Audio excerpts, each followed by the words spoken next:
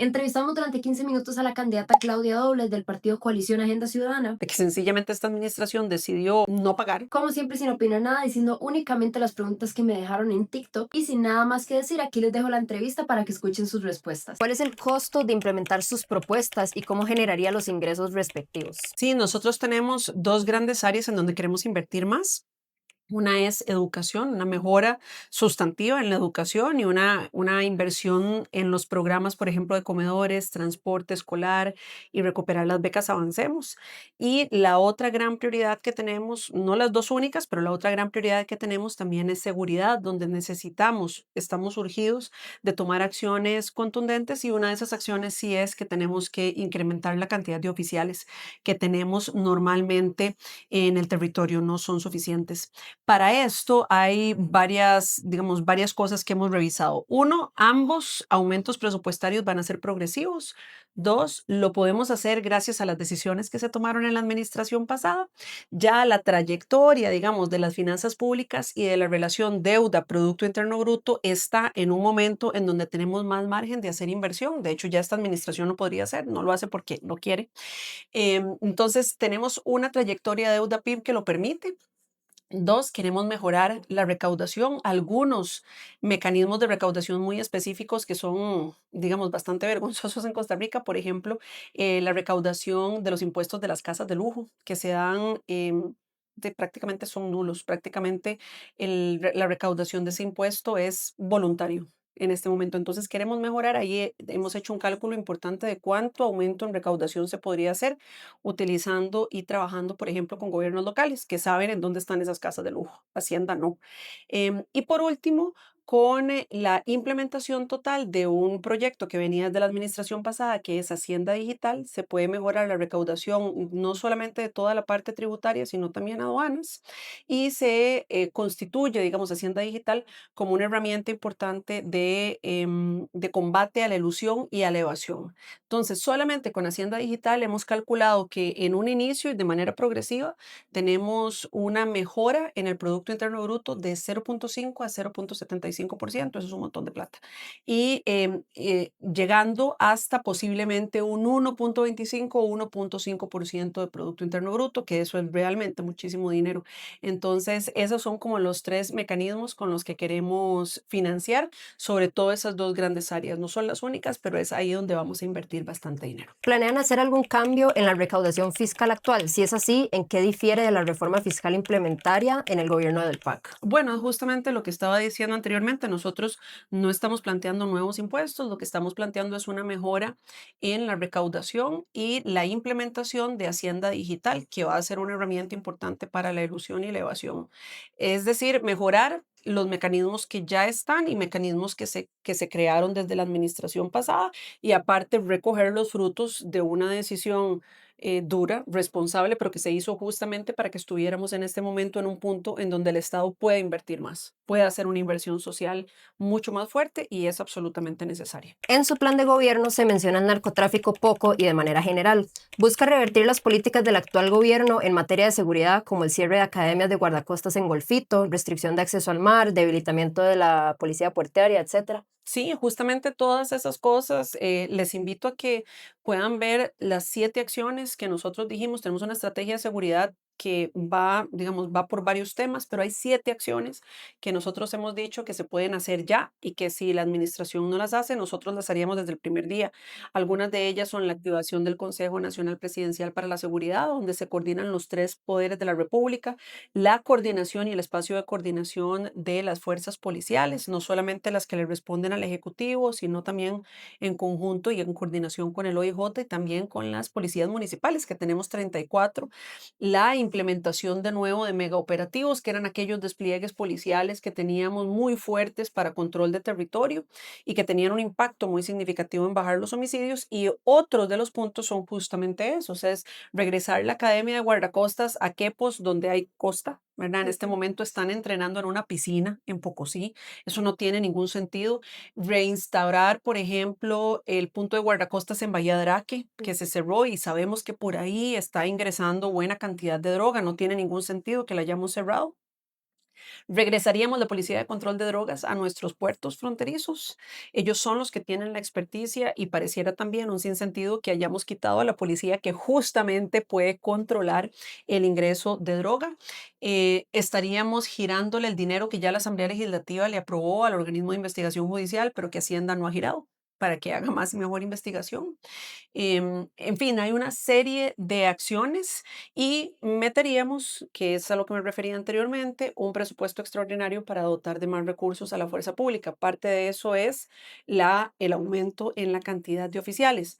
Aparte de eso, la estrategia contempla muchas otras cosas, pero sobre todo una estrategia también transversal de prevención, porque la idea es tener un control del territorio robusto, pero eso no es sostenible si no se llega también con una mejora en servicios, una mejora en educación, una estrategia integral de prevención que realmente le dé sostenibilidad es de las cosas más importantes. Si usted y su partido ganan las elecciones en el primer día de su gobierno, ya como presidenta, ¿cuál sería la primera acción concreta que tomaría específicamente para la caja y la salud del país? Bueno, sentarnos con la caja, lo hemos dicho, sentarnos con la caja como administración, que todas las administraciones lo han hecho excepto esta, sentarnos con la caja para definir cuál va a ser, digamos, la cantidad de dinero que la administración va a poder pagarle a la caja de la deuda billonaria que tiene el Estado con la caja. Hay un tema de honrar esa deuda y lo primero que hay que hacer es sentarse con la caja, sobre todo porque todas las administraciones de alguna u otra manera han venido pagando, esta administración no. Entonces hay que sentarse para ver este hueco, por así decirlo, de que sencillamente esta administración decidió no pagar, que eso a mí me parece indignante e inaceptable. Tendremos que sentarnos para ver qué tanta distorsión creó y un compromiso de cuánto se pagaría en los próximos 4 años. Más allá del tren, ¿qué estrategias concretas propone para reducir las presas en Costa Rica, tanto en el corto como en el mediano plazo? Bueno, el tren formaba parte de una estrategia integral de transporte público, es decir, tal vez la respuesta para las presas es una estrategia integral de transporte público.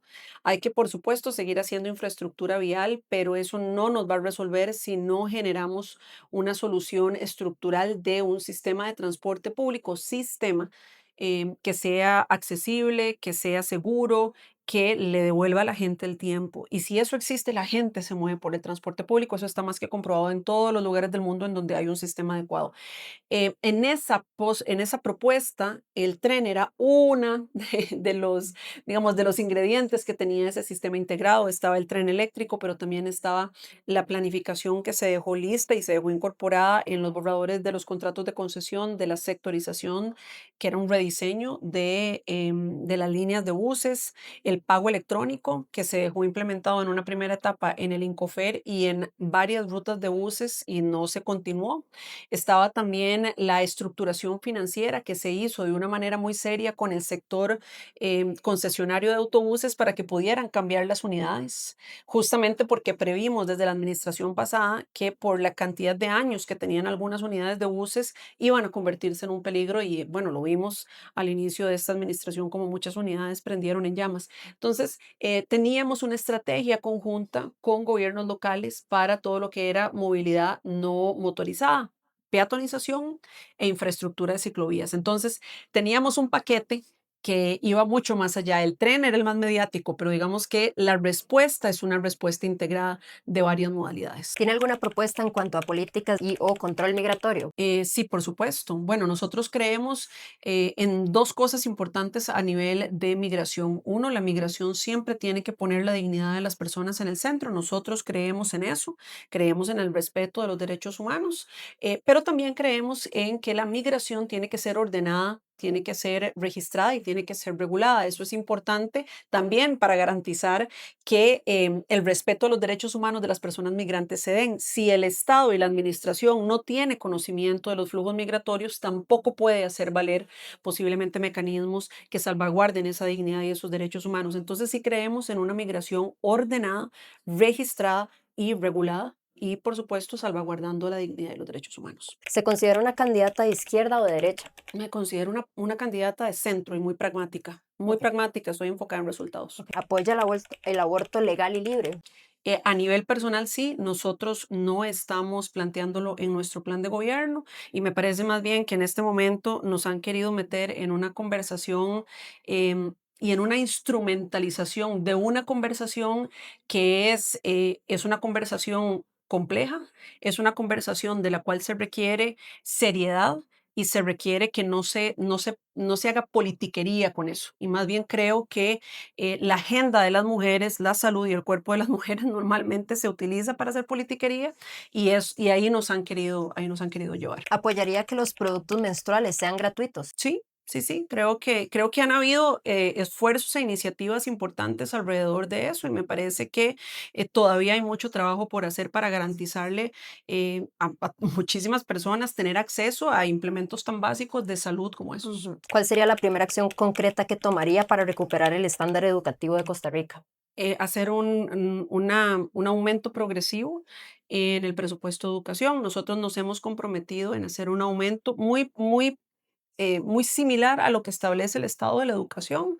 Nosotros nos hemos comprometido a hacer un aumento de un poquito más de 600.000 millones de colones al 2030, mucho enfocado en comedores, transporte escolar y la recuperación de becas Avancemos. Actualmente, Procomer lidera la atracción de inversión extranjera directa en Costa Rica. Además, su junta directiva aprobó cesar el contrato mediante el cual se subcontrataba a CINDE. ¿Cuáles son los criterios técnicos y legales que respaldan esta propuesta? Bueno, esa es una pregunta para la administración. Creo que no hay mucho ni criterio técnico ni criterio legal.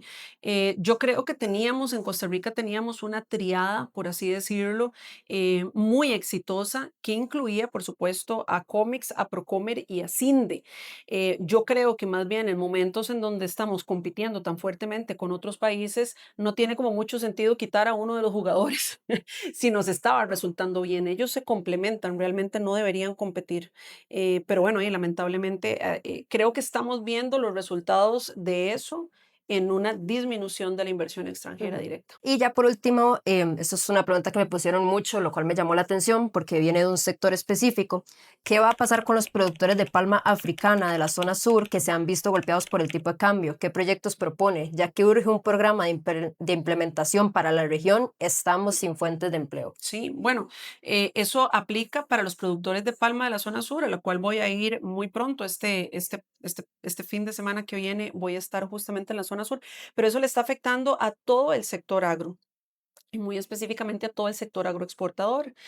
Ahí nosotros nos hemos comprometido con darle prioridad a dos grandes motores de generación de empleo y desarrollo, sobre todo en zonas rurales, costeras y fronterizas, que es sector agro y sector turismo. Y en el caso del sector agro nos hemos comprometido con la firma de un pacto por el agro que le va a beneficiar, por supuesto, en sus condiciones a las personas que en este momento tienen cultivo de palma, pero en general lo que ese pacto por el agro determina son condiciones generales que les beneficien, como acceso a financiamiento, trabajo conjunto, robustecimiento, por ejemplo, del Ministerio de Agricultura y Ganadería, realmente acompañamiento técnico, etcétera. Pero también lo que hemos hablado con las organizaciones, las diferentes organizaciones con las que nos hemos reunido, es establecer rutas estratégicas por diferente producto. Es decir, no es lo mismo la ruta estratégica de fortalecimiento que necesitamos para los productores de café, que para los productores de palma, que para los exportadores de flores, que para el sector ganadero. ¿Verdad? Ujú. Entonces, algunas condiciones que benefician a todo el sector agro y agroexportador, pero luego poder irnos con rutas específicas y con un entendimiento de cuál es el acompañamiento que necesita cada uno de los sectores. Muchísimas gracias, doña Claudia. Eso Muchísimas vendría gracias, siendo Ani. todo. Muchísimas gracias a vos, de verdad. Éxitos en su campaña. Gracias.